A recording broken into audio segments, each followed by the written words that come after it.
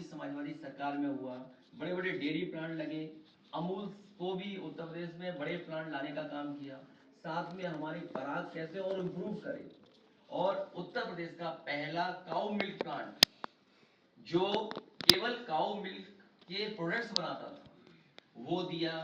एक agriculture centre दिया जो कन्नौज में बना, जहां पर हम फार्मर्स को सीधा सीधा नई टेक्नोलॉजी से जोड़ सकें, उनको समय पर बीज देने का काम, नई क्रॉप्स, नई सब्जियों के बीज देने का काम ये समाजवादी सरकार में हुआ। यूथ अफेयर्स में बहुत काम किया। अभी वुमेन एंड चाइल्ड डेवलपमेंट में काम करना है, उसमें न्यूट्रिशन मिशन लॉन्च हुआ और कई वर्ल्ड की संस्थाएं उनके साथ टेक्नोलॉजी पार्टनर या उनके एक्सपीरियंस को साथ लेकर के हम लोगों ने उत्तर प्रदेश में काम किया। स्पोर्ट्स में बहुत काम हुआ, जिसमें जो स्पोर्ट्स पर्सन्स थे उनको यश भारती या स्पोर्ट्स अपना जो इंफ्रास्ट्रक्चर है उसको कैसे बेहतर किया जाए, या दुनिया के जो ट्रेनर हैं, कोचेस हैं, उनको कैसे लाया जाए, जिसमें कि फुटबॉल के कोचेस को टू ट्रेन द कोचेस, उनके लिए क्रोशिया से टाइप किया। क्रोशिया से कई महीनों यहाँ पर हमारे कोचेस रहे, उन्होंने यहाँ के कोचेस को ट्रेन किया जिससे कि हमारे अच्छे फुटबॉलर बन सकें। पॉवर्टी से कैसे लड़ा जा सके, गरीबी से कैसे दूर किया जा सके, उस पर लगातार हम लोग समाजवादी पेंशन, या जिस समय सबसे ज्यादा तकलीफ और परेशानी में बुंदेलखंड था, उस समय समाजवादी पैकेट में बहुत सी चीजों को उन तक पहुंचाना। अनएम्प्लॉयमेंट, एम्प्लॉयमेंट कैसे, जब तक हम इंक्लूसिव और बड़ा डेवलपमेंट नहीं करेंगे तब तक अनएम्प्लॉयमेंट की समस्या का समाधान नहीं कर सकते हैं। जहां सरकारी डिपार्टमेंट में लगातार नौकरियां दी गई और एक समय लगता था, भर्ती में बहुत समय लगता था, उस समय मेरिट के आधार पर एक एग्जाम्पलरी भर्ती कर करके रिकॉर्ड टाइम में हम लोगों ने शुरू किया। क्राइम लॉ एंड ऑर्डर, जिसमें डायल 100 एग्जाम्पल है, जिसको डायल 112 कर दिया है, वो इंफ्रास्ट्रक्चर बनाना, वो टेक्नोलॉजी को इंट्रोड्यूस करना उसके साथ साथ, और हमें अपनी पुलिस को टेक्नोलॉजी के बारे में जानकारी देना। प्लस पहला उत्तर प्रदेश था जिसने उस समय सभी पुलिस के वरिष्ठ अधिकारियों को ट्विटर हैंडल देकर के और उन्हें कहा कि अगर कोई आपको टैग करेगा तो आपको उस पर कार्रवाई करनी है। और डायल 100 एक एग्जाम्पलरी काम हुआ, जो कि हम लोगों ने एक बहुत जिम्मेदार और बहुत जानकार जो टेक्नोलॉजी को समझते थे उन आईपीएस को मैंने खुद न्यूयॉर्क भेजा, ह्यूस्टन भेजा, सिंगापुर भेजा, और वहां से वो तीनों जगह के रिस्पॉन्स सिस्टम देख करके आए। फिर यहाँ पर हर लेवल पे अधिकारी से बात की, SO level, CO level, deputy SSP level, DIG, IG और ऊपर तक, कि उनके सामने क्या क्या प्रॉब्लम्स आती हैं, उन सबको रेक्टिफाई कर करके एक सॉल्यूशन दिया रिस्पॉन्स सिस्टम डायल 100, जो एक देश को एग्जाम्पलरी बना और एक हेडक्वार्टर के अंदर सबको बैठाना और जनता को राहत देने का काम किया। Government policies and then implementation, grievances system सबसे अच्छा क्रिएट किया हम लोगों ने। लेबर एंड सर्विस सेक्टर, बहुत महत्वपूर्ण फैसले लिए, कई स्कूल का निर्णय उसी समय लिया। जो लेबर सेस था उससे तमाम लाभकारी योजनाएं उन तक पहुंचाने का काम, कई योजनाओं में बहुत कम मदद मिलती थी उसमें बढ़ोतरी करना। खाना देना 20 रुपए में, न्यूट्रिशनल फूड देना लेबर को, एक शुरुआत की गई थी।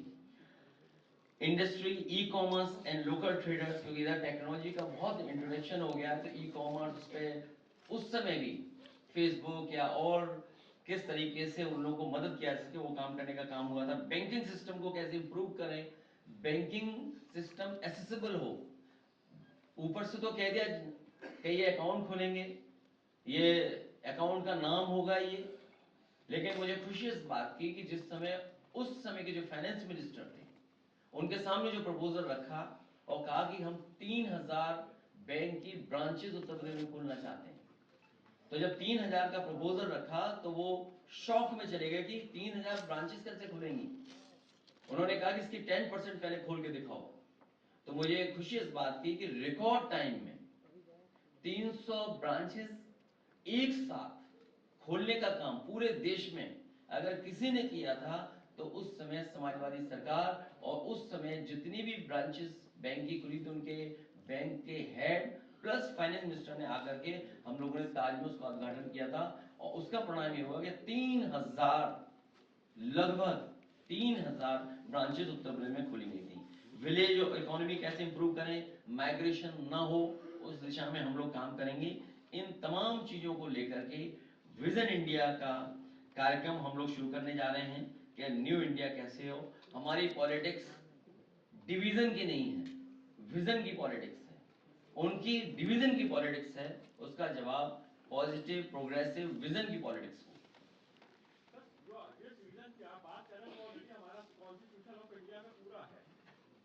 जो आपने अभी जो बताया विजन, वो पूरा कॉन्स्टिट्यूशन ऑफ इंडिया का हमारा जो है इसमें है, तो उसके इतर आप एक अलग नया विजन किस तरह से बना रहे हैं? एआई है उसमें। चलो कोई बात नहीं, मैं मुझे खुशी है कि कोई नए पत्रकार आए हैं, और मुझे चैनल नहीं पता किस चैनल के हैं, लेकिन खुशी है कि इस बात की कि उन्होंने संविधान की बात कही। संविधान, सेक्युलरिज्म, सोशलिज्म, इन विषय पे हमें लगातार काम करना पड़ेगा, और जब हमारा संविधान बचेगा तो लोकतंत्र बचेगा। इसीलिए कहा कि एक विजन लेकर के जा रहे हैं। नई पीढ़ी के लोग हैं, वो इंक्लूसिव हैं, वो ग्रोथ पसंद करते हैं, पॉजिटिविटी है उनके अंदर, वो सबको साथ लेकर के चलना चाहते हैं। इसीलिए न्यू NEO, क्योंकि जब टेक्नोलॉजी को इंट्रोड्यूस करते हैं हम लोग, ये वर्ड भी काफी इस्तेमाल हो रहा है, नई पीढ़ी के लोग इस्तेमाल कर रहे हैं।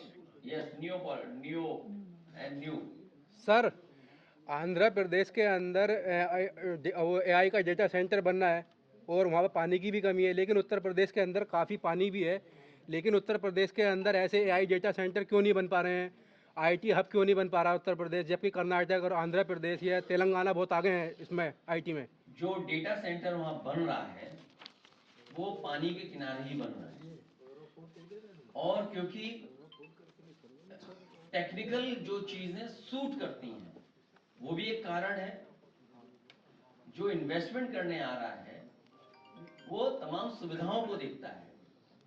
जब आपकी सरकार, उत्तर प्रदेश की सरकार, उन सुविधाओं को देना ही नहीं चाहते हैं, मैं इन्हीं की बात से अपनी बात को जोड़ रहा हूं कि जिस समय सैमसंग यूपी में इन्वेस्टमेंट और एक्सपेंशन के लिए आए थे, उनके जो ऑफिसर्स थे उनके पास प्रपोजल था कि वो तमिलनाडु में भी जाकर के एक्सपेंशन कर सकते हैं, क्योंकि तमिलनाडु में भी उनका प्लांट है। जब उसमें हाई लेवल और हमारे लेवल पे जब बैठक हुई और अधिकारियों के बीच जब बैठक हुई, तो ये बात उनसे पूछा गया कि क्या सुविधाएं मिल रही हैं आपको, और आप यूपी से क्या सुविधाएं चाहते हो। तो जो जो सुविधा यूपी से वो चाहते थे, उस समय की सरकार ने, कैबिनेट ने फैसला लिया, और उसका परिणाम ये हुआ कि वो एक्सपेंशन हुआ और सैमसंग का बड़े पैमाने में इन्वेस्टमेंट आया। इसीलिए आज जब डेटा सेंटर की बात हो रही हो, फॉरेन जो टेक्नोलॉजी में इन्वेस्टमेंट करना चाहते हैं वो दूसरे स्टेट में जा रहे हैं। आखिरकार हमारे डबल इंजन क्या कर रहे हैं? हमारे डबल इंजन हमें आपको इमोशन में लेके जा रहे हैं, इमोशन से सरकार चला रहे हैं, वो डेवलपमेंट की सरकार नहीं चलाना चाहते। इसीलिए चाहे वो बड़े डेटा सेंटर हो या बड़ी मल्टीनेशनल कंपनियों का हो, FDI का इन्वेस्टमेंट हो, उन प्रदेशों में ज्यादा जा रहा है, हमारे प्रदेश में नहीं आ रहा है।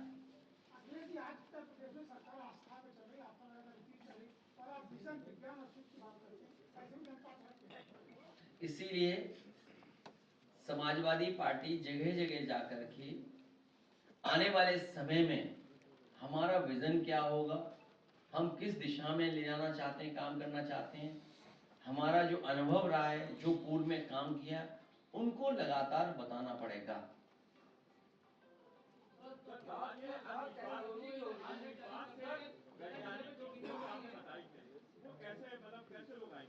क्या चीज?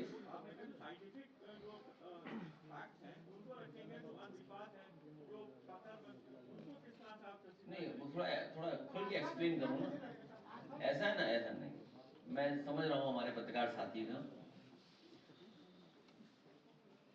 इसीलिए मैंने कहा कि जहां हम सरकार की पुरानी उपलब्धियों के साथ लोगों को जानकारी दे रहे हैं कि किस तरीके से समाजवादी पार्टी का विजन रहा, और नई पीढ़ी की जो इश्यूज हैं उनको अपने साथ जोड़ करके हम लोग आगे बढ़ना चाहते हैं। आज से 10 साल पहले और अगले 10 साल में क्या होगा?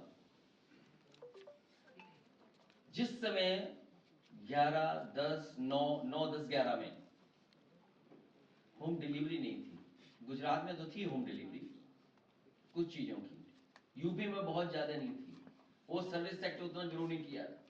तो कई सेक्टर इतने ग्रो कर गए कि अगर हम टेक्नोलॉजी के साथ नहीं चलेंगे, नई पीढ़ी के साथ नहीं चलेंगे, उनको शामिल नहीं करेंगे, तो शायद हम वो लक्ष्य नहीं पा पाएंगे। और जब हमारे साथ अनएम्प्लॉयमेंट बड़ी इश्यू है, तो जब तक हम एक विजन नहीं रखेंगे तब तक लोग जुड़ेंगे कैसे? टेक्नोलॉजी की हो रही है और टेक्नोलॉजी की बेस लैंग्वेज इंग्लिश है। यूपी की जो प्राइमरी एजुकेशन है या सेकेंडरी एजुकेशन है उसमें जो शिक्षा का स्तर आज के जमाने में भाषा बाधा नहीं, भाषा रुकावट नहीं है। आज की टेक्नोलॉजी में जो टेक्नोलॉजी जितनी आसान कर दी गई है, भाषा रुकावट नहीं बन रही है। आप भी टाइपिंग कर रहे हो, हम भी टाइपिंग कर रहे हैं, ये तो सिंपल चीज है किसी भी लैंग्वेज में। हाँ देखिए हमारे, देखिए, हाँ ठीक है, हाँ ठीक है। सवाल ये है कि इसकी शुरुआत बैंगलोर से क्यों कर रहा है, यूपी से क्यों नहीं कर रहा है? बेंगलोर से इसलिए कर रहे हैं क्योंकि वो हब है और पहला प्रोग्राम हमारा स्टार्टअप का है।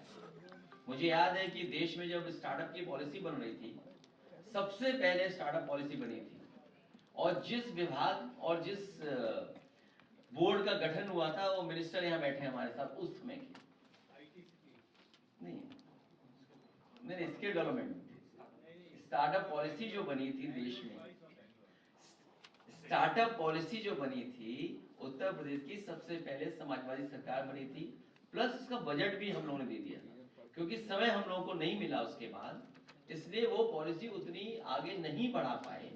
और जो एग्जाम्पल आप देना चाहते हो एससीएल को लाना, मुझे याद है सबसे पहला इन्वेस्टमेंट लाने के लिए एससीएल के सबसे वरिष्ठ अधिकारी पहुंचे थे, और जो जो उनको जरूरत थी उन चीजों को पूरा किया। उसका परिणाम यह हुआ कि आज लखनऊ में इतना बड़ा एससीएल का कैंपस है जिसमें हजारों बच्चे, और मैं कहूंगा इतना बड़ा कैंपस जो बनकर के तैयार हुआ, यूपी में दूसरा नहीं हो पाया। और बेंगलोर से क्यों? क्योंकि बेंगलोर से मैंने खुद इंजीनियरिंग की, इसलिए बेंगलोर से। नाइन प्लान कमीशन की रिपोर्ट में भी था कि प्लग एंड प्ले, और उसमें भी रिकमेंडेशन दिया गया था, लेकिन उसने इतना डिले क्यों हुआ? तो सरकार बनवा दो, डिले नहीं होगा। इसीलिए तो बैठे हैं। तुम सरकार ही बनवाना चाहते हो? तुम जाने क्या पूछ रहे थे अभी थोड़ी देर पहले? ये भी खुद कंफ्यूज है हमारे पत्रकार, इन्हें समझ नहीं आ रहा कि किधर जाएं, नए के साथ जाएं कि हम पुराने के साथ ही रहें। हम बजट बढ़ा के रहेंगे, रखेंगे अगली बार। 2017 में आपने नारा दिया था कि काम बोलता है, लेकिन उसके बाद सरकार आपकी नहीं आई। बीएसपी से गठबंधन हुआ, उसके बाद कामयाबी नहीं हुई। पीडीए जो जातीय समीकरण है उसको भी साधने की कोशिश आपने पीडीए लाया, 24 में कामयाबी मिली, 27 में क्या उसी पिछले काम को जोड़ के और आईटी और जातीय समीकरण को लेकर जाएंगे मैदान में? प्रोग्रेसिव लोग, क्योंकि पीडीए का पहला ही शब्द है पी, तो हम प्रोग्रेसिव हैं, पॉजिटिव हैं, पीडीए के साथ जाएं। जो विजन के लिए आपका पर्सनल सबमिशन क्या होगा? हम हर कार्यक्रम में होंगे और हमारे साथ हर जगह हमारी पार्टी के लोग साथ रहेंगे, जिसमें कि इस बार के स्टार्टअप प्रोग्राम में अभिषेक जी और राजीव राय और हमारे और एक्सपर्ट उनको साथ लेकर के काम करेंगे।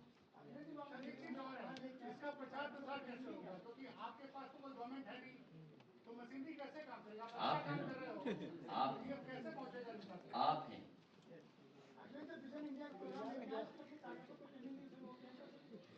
वो इसकी बात की बात है। हम अपने कार्यकर्ताओं को ट्रेनिंग दे रहे हैं सरकार बनाने के लिए, एसआईआर में अपना वोट बढ़ाने के लिए, और जो हमारे और जो लीडर्स हैं वो इस काम पर भी हैं। लोग जागरूक कैसे हो, 500 लेके हैं, जागरूक लोग कैसे, लोग जाने ही नहीं समझ। आज आप आ रहे हो, इतना जागरूक करने की यही कोशिश है हमारी। इसीलिए मैंने कहा कि जो हमारे काम थे एक्सप्रेस वे, आज 2 करोड़ से ऊपर उसमें टोल इकट्ठा हो रहा है। आज हर व्यक्ति कह रहा है कि ये समाजवादी सरकार का बने हुए एक्सप्रेस वे। डायल 100 का नाम जरूर बदल दो, लेकिन आप भी जानते हो किसने बनाया है।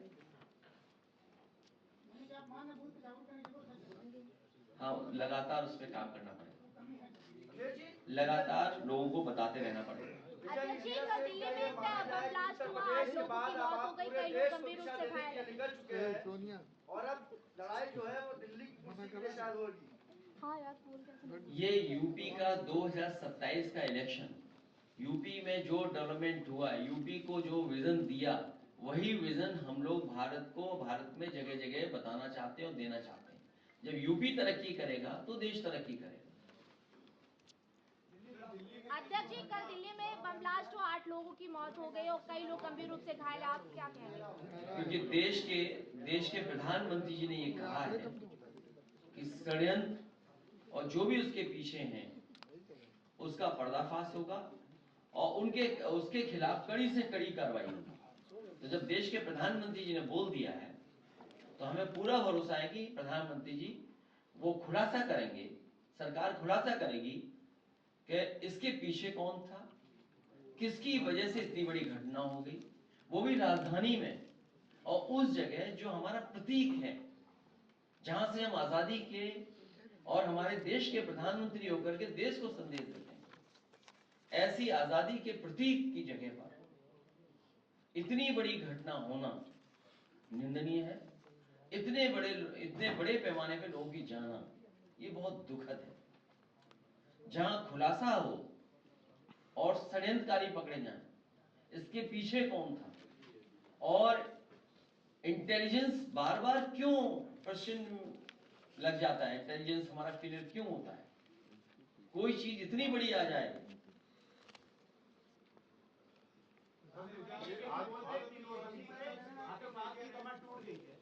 प्रधानमंत्री जी ने कहा था नोटबंदी के वक्त की आतंकवाद की गवर्नमेंट टूट गई है, वैसे हमने नहीं होगी, लेकिन वो रुक नहीं रहे। ऑन लाइट नोट, सोना इकट्ठा हो रहा है आजकल, तो सोना कब बंद होगा? जी, प्रयागराज से खबर है, एक निजी फाइनेंस कंपनी की महिला थी जिसने 29 नींद की गोली खाकर आत्महत्या की सुसाइड की है। उसने क्योंकि हमें आपको एक चुने हुए प्रधानमंत्री जी में भरोसा करना पड़ेगा, जिन्होंने ये कहा कि जो भी षड्यंत्रकारी उनका खुलासा होगा, जिन्होंने ये घटना की है उस पर कठोर कार्रवाई होगी। पूरा देश ये चाहता है कि आतंकवाद खत्म हो, इस तरह की घटनाएं भविष्य में ना हो। और जितनी भी एजेंसीज हैं जो काम कर रही हैं, हमें उन पे भी भरोसा करना पड़ेगा। वहीं हमें ये भी सोचना होगा कि आखिरकार फेलियर कहां है जो ऐसी घटनाएं हो रही हैं, किसकी वजह से घटनाएं हो रही हैं। जब लगातार सरकार एक ही चल रही है, एक ही पार्टी की सरकार चल रही है।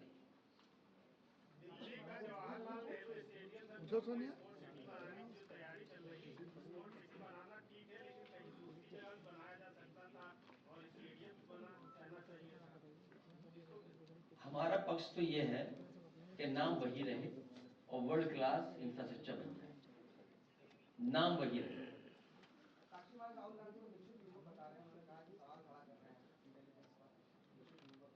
इंटेलिजेंस पे आप सब भी सवाल उठा रहे हैं और जो बात आप नहीं कह रहे हो, जो हमसे कहलवाना चाहते हो, वो भी आप जानते हो अंदर ही अंदर मन में। अखिलेश जी, प्रयागराज में एक महिला ऐसी कुछ बातें हैं जो आप भी जानते हो, आप भी नहीं बोल सकते, हम भी सवाल नहीं कर सकते। अभी हमें गवर्नमेंट पर भरोसा करना पड़ेगा। और चुनाव भारतीय जनता पार्टी हार रही है बिहार में। पहले चरण में ही जनता ने फैसला सुना दिया था, आधा वोट पड़ा था, आधा चुनाव हुआ था, लेकिन जनता का फैसला आ गया। रही बचे आधे, उसमें बहुमत से आगे निकल जाएगा महागठबंधन। 26 रैली ये कोई नई बात नहीं है, इसी तरह भारतीय जनता पार्टी काम करती है। जो बात आप कह रहे हैं उसी तरह उनके लिए कोई नियम कानून नहीं है। बहुत से लोग पकड़े गए वहाँ पर, बहुत से लोग छिपे हुए होंगे, सुनने में आ रहा है कि ट्रेनों से लोग गए हैं। तो आप सोचिए ना कि यूपी में कितने लोग आएंगे ट्रेन से, यूपी में कितने आएंगे? उतने ही लोग आएंगे जितने कुंभ में आए थे बाहर से। पूजा पाल भी पकड़ी गई हैं। पूजा पाल नहीं, वो जो भी ऐसे बहुत से लोग होंगे, मैं नाम किसी का नहीं लेना चाहता हूँ, लेकिन बहुत सारे लोग हैं। खबरें आ रही है ट्रेन से लोग गए थे, ट्रेन से पहुंचाया गया। और जब यूपी में प्रधानी का चुनाव होता है तो लोग बुलाते हैं, लोगों को खर्चा देके बुलाते हैं। अखिलेश जी, आपने बिहार में तेजस्वी यादव के बाद सबसे ज्यादा मेहनत की है। महागठबंधन में आप दूसरे ऐसे नेता हैं जिन्होंने तेजस्वी के बाद नंबर ऑफ रैली सबसे ज्यादा की है, 26 रैलियां आपने की हैं। कैसे देख रहे हैं बिहार के चुनाव को और क्या संदेश बिहार से यूपी तक दिख रहा है? हम किसी भी तरह के डिवीजन के खिलाफ हैं, इसलिए विजन लेकर के आए, इंडिया का विजन। भारतीय जनता पार्टी हारे उसके लिए हम लोग काम कर रहे थे।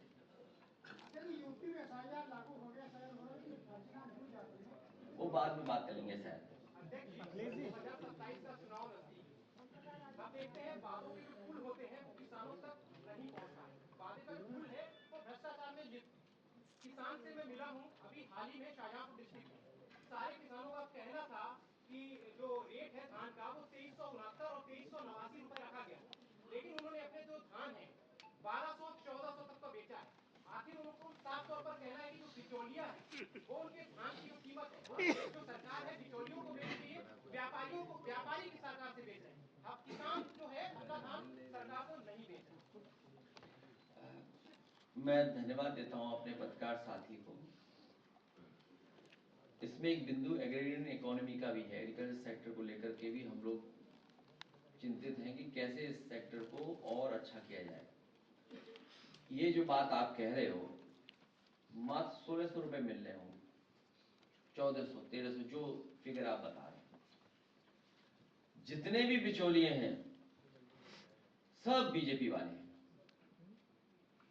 जो खाद ब्लैक कर रहे हैं वो भी सब बीजेपी वाले हैं, सरकार भी बीजेपी की है। तो जो किसान के साथ धोखा हो रहा है वो बीजेपी ही करा रही है, बीजेपी के ही सब बिचौलिए जो बीच का कमीशन खा रहे हैं। अखिलेश जी, स्किल इंडिया जो आपका ये विजन है, स्टार्टअप इंडिया है, उद्योग मेला जैसे सरकार के कई कार्यक्रम चलते हैं, इससे कितना अलग होगा? इससे बहुत अलग होगा। सर, एनडीए के एक सहयोग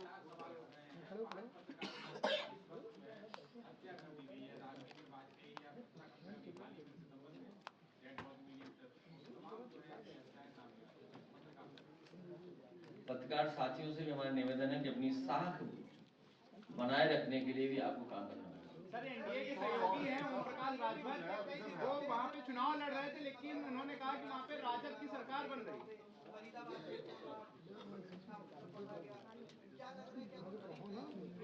मैंने आपसे कहा कि सरकार ने ये कहा है कि जो भी षड्यंत्रकारी हैं उन तक एजेंसी पहुंचेंगी, जिन्होंने इतनी बड़ी घटना की है उनको कठोर कार्रवाई की जाएगी। सर, ओम प्रकाश राजभर ने